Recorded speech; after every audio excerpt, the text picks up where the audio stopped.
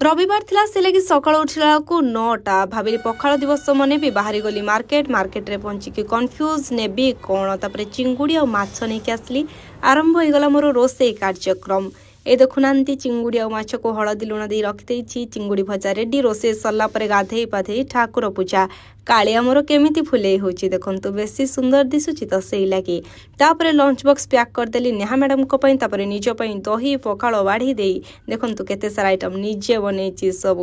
दही पखाळटा खाई सारला परे आत्मा तृप्ति हे गला तापरे मु चाली आसिली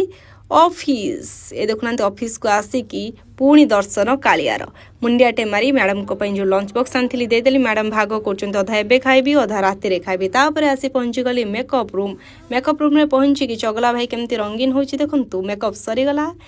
सरीगला परे राधाई दिया मोर आरंभ होला फोटो उठेबा कार्यक्रम फोटो उठेबा सारी कि मु पहुंची गली न्यूज रूम